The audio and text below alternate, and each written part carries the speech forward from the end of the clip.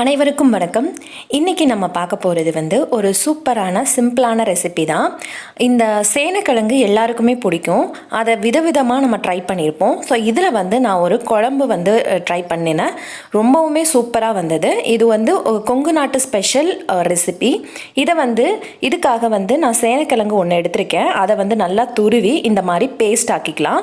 Paste ஆக்கிட்டு இதில் இருக்கிற தண்ணி, அதாவது அந்த வாட்டர் கண்டென்ட் எல்லாத்தையும் நம்ம எடுத்துடணும். ஏன் அப்படின்னா அந்த வாட்டர் கண்டென்ட் இருக்கிறதுனால தான் நமக்கு அந்த ஒரு மாதிரி ஒரு காரத்தன்மை இருந்துக்கிட்டே இருக்கும், ஒரு மாதிரி அரிக்கிற மாதிரி இருக்கும் தொண்டைக்குள்ளே இறங்கும் போது. ஸோ அதை பிழிஞ்சு இப்படி எடுத்து வச்சாச்சு. இப்போ இதுக்கு தேவையான மசாலா ரெடி பண்ணிடலாம். இதுக்கு ஃபஸ்ட்டு கொஞ்சமாக எண்ணெய் விட்டுட்டு கொஞ்சமாக சோம்பு போட்டுக்கலாம். ஸோ இந்த உருண்டைக்கு தேவையான மசாலா தான் நம்ம ரெடி பண்ண போகிறோம். வெங்காயம், அப்புறமா இஞ்சி பூண்டு பேஸ்ட்டு, இது ரெண்டையும் போட்டு நல்லா வதக்கிக்கலாம்.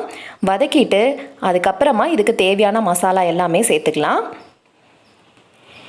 இஞ்சி பூண்டு பேஸ்ட்டு போட்டுட்டு ரொம்ப நேரம் வதக்காதீங்க. கொஞ்சமாக மஞ்சள் பொடி, அதுக்கு தேவையான அளவு உப்பு இப்போயே சேர்த்துக்கலாம்.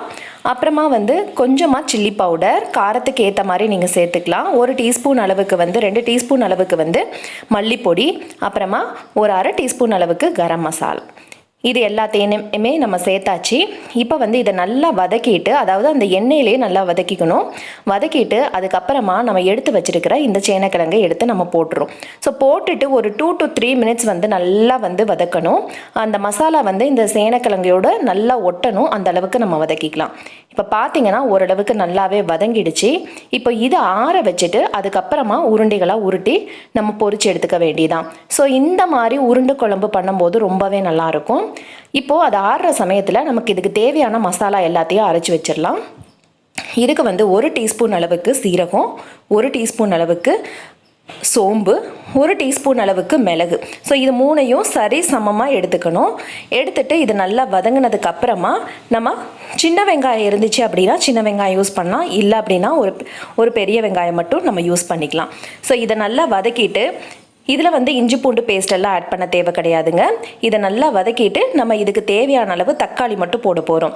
ஸோ அதுக்கு முன்னாடி ரொம்ப முக்கியமான இன்க்ரீடியன்ட் 1 டீஸ்பூன் அளவுக்கு கசகசா சேர்க்கணும். இந்த கசகசா சேர்த்தா தான் அந்த குழம்புடைய கெட்டிஸும் நல்லாவே இருக்கும். அண்ட் இன்னொன்று ரொம்பவே டேஸ்டியாகவும் இருக்கும். இதில் மஞ்சள் பொடி, ஆஸ் யூஷுவல் நம்ம போடுற வரமிளகா பொடி, அப்புறமா கொஞ்சமாக கொத்தமல்லி பொடி, இது எல்லாத்தையும் சேர்த்துக்கலாம். ஸோ இதில் நீங்கள் கரம் மசாலா சேர்க்கணுன்னு அவசியம் கிடையாது. இதை மட்டும் நல்லா வதக்கிட்டு அதுக்கப்புறமா முந்திரி பருப்பு அந்த கசகசாவும் சேரும்போது ரொம்பவே நல்லாயிருக்கும். முந்திரி பருப்பு சேர்த்துட்டு 1/4 கப்பு துருவின தேங்காய் இருக்குது, அதையும் சேர்த்துடலாம். தேங்காய் போட்டதுக்கப்புறம் ரொம்ப நேரம் வதக்க வேண்டாம். லேசாக அந்த மசாலாவோட மிக்ஸ் ஆகிற மாதிரி வதக்கி விட்டுட்டு அதுவும் ஃப்ளேம் ஆஃப் பண்ணிவிட்டு வதக்குங்க.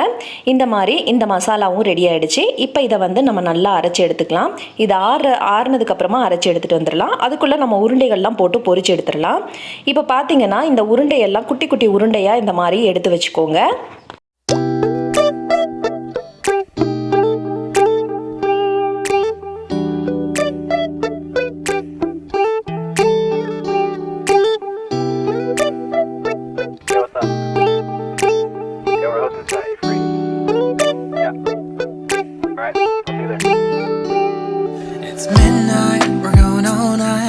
இப்போ பார்த்தீங்கன்னா இதில் நான் ஒரு 2 டேபிள் ஸ்பூன் அளவுக்கு சோள மாவு ஆட் பண்ணியிருக்கேன்.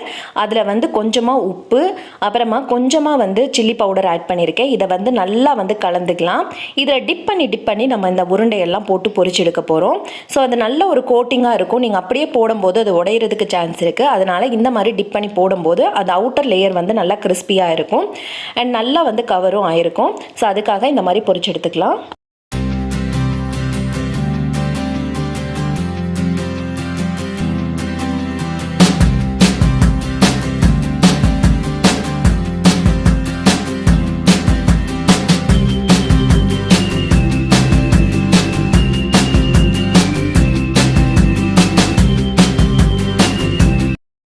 இப்போ பார்த்தீங்கன்னா நம்ம உருண்டைகளும் ரெடி ஆகிடுச்சு. அதை தனியாக எடுத்து வச்சிடலாம். இப்போ நம்ம குழம்பு ரெடி பண்ண ஆரம்பிச்சிடலாம். ஸோ இந்த மசாலாவும் அரைச்சாச்சு. இப்போ கொஞ்சமாக எண்ணெய் விட்டுட்டு இதில் கடுகு, அப்புறமா கொஞ்சமாக சோம்பு ஆட் பண்ணிக்கலாம்.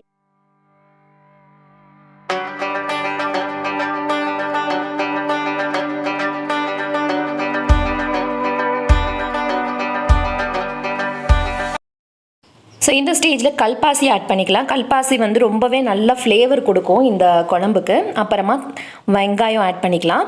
வெங்காயம் ஒரு வெங்காயம் போட்டால் போதும். நம்ம ஃபஸ்ட்டு ஒரு வெங்காயம், அடுத்து ஒரு சின்ன வெங்காயம், அடுத்து ஒரு வெங்காயம், ஸோ 3 சின்ன வெங்காயம் இருந்துச்சு அப்படி இந்த குழம்ப ஈஸியாக ரெடி பண்ணிடலாம். இதுக்கு கொஞ்சமாக வரமிளகாவும் சேர்த்துக்கிறேன். ஸோ காரம்னு பார்த்தா ரொம்பலாம் ஆட் பண்ணலை, கொஞ்சம் கொஞ்சமாக தான் ஆட் பண்ணியிருக்கோம். ஆனால் எல்லாத்துலேயுமே சில்லி பவுடர் ஆட் பண்ணதுக்கு காரணம் வந்து அதாவது உருண்டையிலையும் உங்களுக்கு வந்து காரம் தெரியணும், அப்புறம் வந்து இந்த மசாலாலையும் கொஞ்சம் காரம் இருக்கணுங்கிறதுக்காக தான் தனித்தனியாக ஆட் பண்ணியிருக்கோம். இப்போ பார்த்தீங்கன்னா 2 தக்காளி வந்து நம்ம ஆட் பண்ணிக்கலாம். இந்த குழம்புல வந்து நீங்கள் புளி சேர்க்கணும் தேவையே கிடையாது. நார்மலாக நம்ம உருண்டை குழம்பு பண்ணும்போது புளி சேர்த்து தான் பண்ணுவோம். பட் இதில் வந்து நீங்கள் புளி சேர்க்கணும்னு அவசியம் கிடையாது. இது வந்து ஒரு நான்வெஜ் ஸ்டைலில் வந்து ஒரு உருண்டை குழம்புன்னு சொல்லலாம். ஸோ இந்த மாதிரி தக்காளி நல்லா வதங்கினதுக்கப்புறமா நம்ம அரைச்சி வச்சுருக்கிற பேஸ்ட்டை வந்து நம்ம இதோட சேர்த்துக்கலாம். ஸோ இதில் வந்து நீங்கள் வேறு எதுவுமே சேர்க்க தேவையில்லை, எந்த மசாலாவுமே சேர்க்க தேவையில்லை. இதை போட்டாலே வந்து நல்ல வாசனையோடு இருக்கும். இதுக்கு தேவையான அளவு தண்ணி விட்டுட்டு நல்லா கொதிக்க விடுங்க. கொதிச்சதுக்கப்புறம் நம்ம உருண்டைகள் எல்லாம் போட்டுட்டு அப்படியே இறக்கி வச்சிடலாம். ஸோ ரொம்ப சூப்பரான, ரொம்ப ஈஸியான, அதுவும் டிஃப்ரெண்ட்டான ஒரு சேனக்கிழங்கு வச்சு ஒரு ரெசிபி ரெடி ஆகிடும். தினமும் ஒரே குழம்பு வைக்கிறதுக்கு பதிலாக நீங்கள் இந்த மாதிரி டிஃப்ரெண்ட் குழம்பும் ட்ரை பண்ணி பார்க்கலாம். பாருங்கள் இப்போ எவ்வளோ அழகாக கொதிச்சிட்ருக்கு. இப்போ இந்த ஸ்டேஜில் வந்து நம்ம உருண்டைகளை போட்டு ஆஃப் பண்ணிடலாம். நம்மளுடைய சூப்பரான சேனை உருண்டை குழம்பு ரெடி ஆகிடுச்சு. இது வந்து கொங்கு நாட்டு ஸ்டைலில் வந்து நம்ம பண்ணியிருக்கோம். பட் இதே மாதிரி நீங்கள் புளி போட்டும் பண்ணலாம், அதுவும் ரொம்ப நல்லாயிருக்கும். இந்த மாதிரி ஒரு தடவை ட்ரை பண்ணி பாருங்கள். உங்கள் எல்லாத்துக்கும் இந்த வீடியோ பிடிச்சிருக்குன்னு நம்புகிறேன். பிடிச்சிருந்தா என்னோட சேனலை சப்ஸ்கிரைப் பண்ணுங்கள், லைக் பண்ணுங்கள், ஷேர் பண்ணுங்கள், கமெண்ட் பண்ணுங்கள். இன்னொரு சூப்பரான ரெசிபியில் சந்திக்கலாம். தேங்க்ஸ் ஃபார் வாட்சிங்.